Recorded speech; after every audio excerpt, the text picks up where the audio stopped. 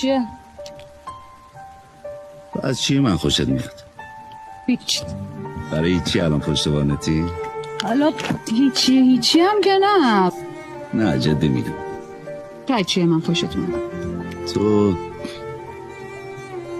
وقتی حرف میزدم میفهمیدی، انگار میشناختی منو. اصلا هیچ وقت برام غریبه نبودی، از همون روز اول ها. خوب میشناسی منو. پس حواستو خوب جمع کن، شیطونی کنی میفهمم.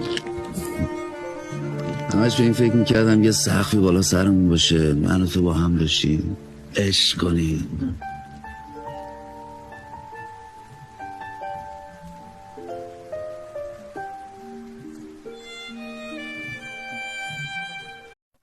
چیه؟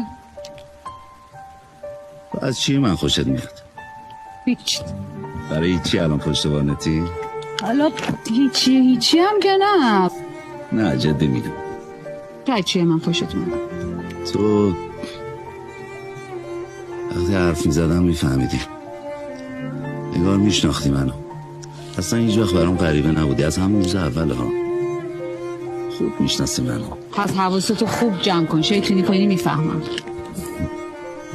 همش به این فکر میکردم یه سقفی بالا سرمون باشه، من و تو با هم باشیم، عشق کنیم.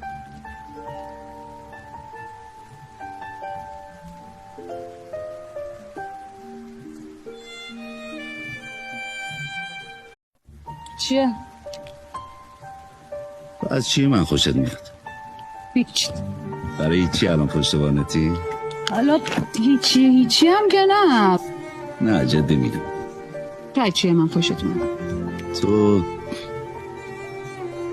وقتی حرف میزدم میفهمیدی، انگار میشناختی منو. اصلا هیچ وقت برام غریبه نبودی، از همون روز اول ها. خوب میشناسی منو. پس حواستو خوب جمع کن، شیطونی کنی میفهمم. همش به این فکر میکردم یه سقفی بالا سرمون باشه، من و تو با هم باشیم، عشق کنیم.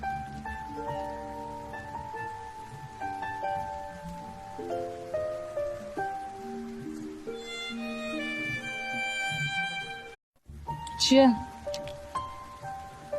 از چی من خوشت میاد؟ هیچ.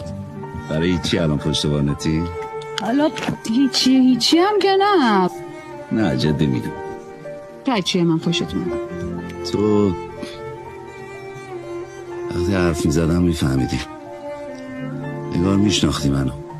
اصلا هیچ وقت برام غریبه نبودی، از همون روز اول ها. خوب میشناسی منو. پس حواستو خوب جمع کن، شیطونی کنی میفهمم.